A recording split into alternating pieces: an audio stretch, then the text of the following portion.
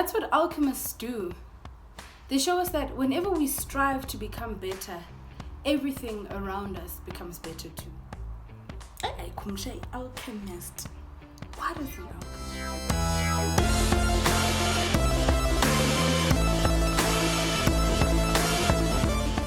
Welcome back to Q's Library, where we do some of our book reviews and we just talk about subject matter or something that I found interesting in a book. And today I will be focusing on The Alchemist. If you're here for the second time or the third time or the fourth time or the welcome back to Q's Library.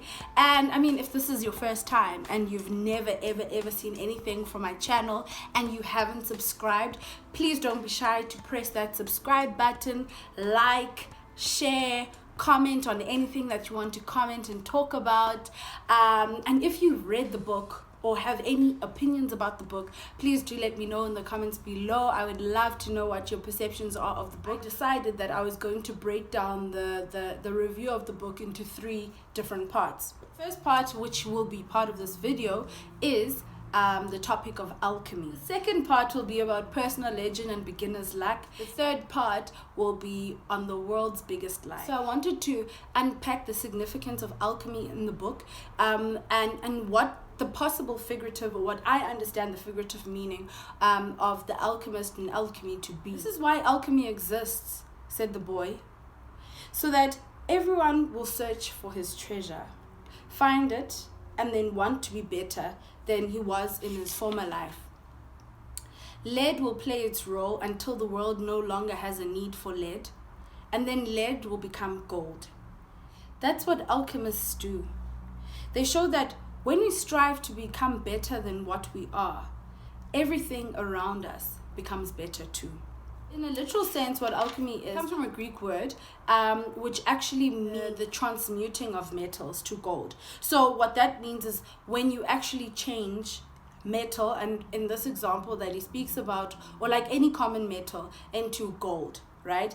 And figuratively what that would mean, or what it means in the context of the book, is taking an ordinary situation or an ordinary life and making it extraordinary. Alchemists back in the time were considered as like wizards and healers, and what the book speaks about, although it uses Santiago as the key figure, it speaks about you as an individual becoming an alchemist. So it's you as an individual taking ordinary circumstances, or taking ordinary things in your life and creating an extraordinary situation out of it. What an alchemist is somebody that transforms something for the better.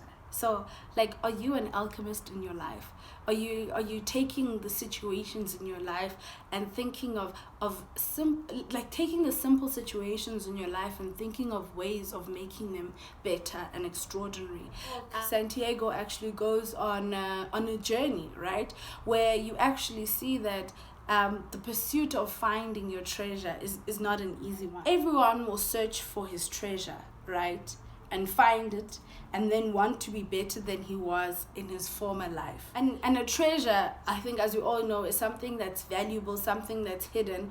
But what became so significant in the book is that the treasure it actually belonged to Santiago, and there was a lot of emphasis that the treasure is yours, and each person has their own treasure that they look for. So there is a bit of a twist in the tale. I don't want to give away too much. The fact that you can go far and wide looking for your treasure, and it just speaks about that treasure being inside you as well, right? I was actually looking at a review that somebody also had posted online, because sometimes I do that, when they spoke about the treasure. And what this individual said is that secrets to life, to living a happier and more fulfilled life, right, are not far away or exotic.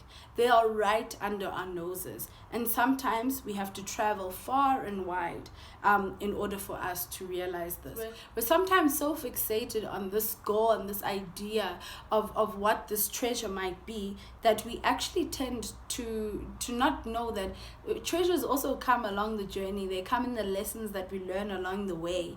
It's not necessarily about like what you achieve, but also about what you learn along the way. It's like enjoying the journey, and that there are so many lessons on the journey, and sometimes the journey itself is actually your treasure. When I've been truly searching for my treasure, every day has been luminous. I've discovered things along the way that I would have never had I not had the courage to try things that seemed impossible for a shepherd to achieve.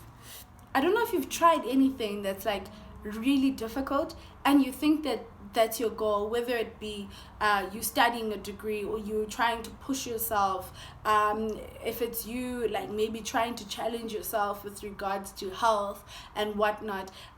Usually when you find that you're stretched a bit and you're a bit tested in what you're trying to do, what you'll find is that there are so many things you learn along the way. Like, what's the hardest thing you've done in your life? And you've achieved it, maybe, or maybe you haven't, but there were so many things you learned along the way in order to achieve those things, be it learning to be more empathetic, learning to understand other people, learning to be more considerate, learning that you are actually strong and that you are actually badass, learning, like, there's so many things you learn when you really follow your heart, because I think that's a huge part as well. It's about following your heart, following your dreams, and also learning along the way, and that life is full of treasures and good omens and goodness, and you pick up so many things along the way that you would have never picked up had you been standing still. It's like this whole thing of actually being in the arena. When you're in the arena, when you're pushed to your edge, when you're not sure of yourself, you're feeling insecure, you're out of the comfort zone, that's when you learn, and you learn things along the way before you actually reach a new sense of comfort. And without testing your boundaries, without going out there and putting yourself out there to the universe, and actually saying to the universe, test me because I want this, you don't really learn much in your comfort zone. And I think that was a big part of this. He ends this quote with something that says, I've discovered things along the way that I would have never seen had I not had the courage to try things that seemed impossible for a shepherd to achieve. And I think that part that says it seemed impossible for a shepherd to achieve, it didn't say it is impossible for a shepherd to achieve. It says it seems impossible for a shepherd to achieve. What are your limiting beliefs? Why do you think that you can't? I mean, the last time you thought you couldn't do something, you tried, you gave it your all, you tested the universe and you achieved it, and now all of a sudden you've managed to box yourself into being a shepherd because you have this idea of what a shepherd can achieve. How are you breaking down those limiting beliefs? And sometimes it's just about testing the universe and seeing where it will put you and what that will do for you.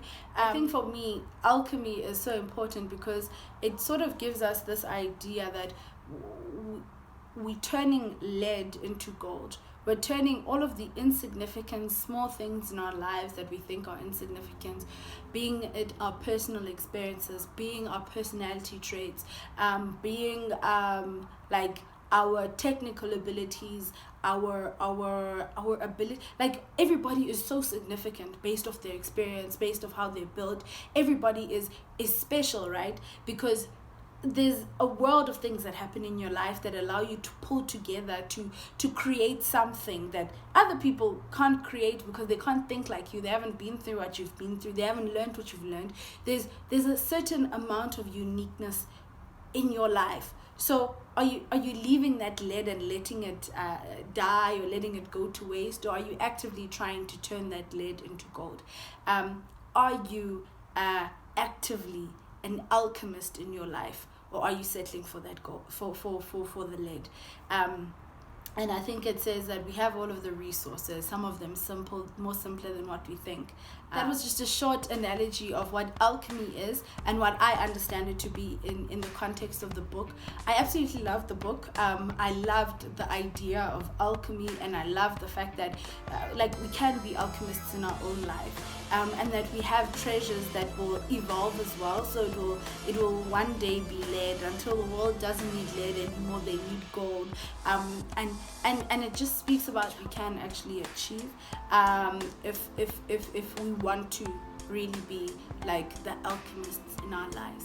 And I hope that with that you will take this lesson and really assess your limiting beliefs, really decide to test the universe, because the universe is awaiting for the greatness inside you, it's awaiting for the gold, and allow yourself to constantly evolve. So go out there and be the alchemist of your life. Thank you so much for watching.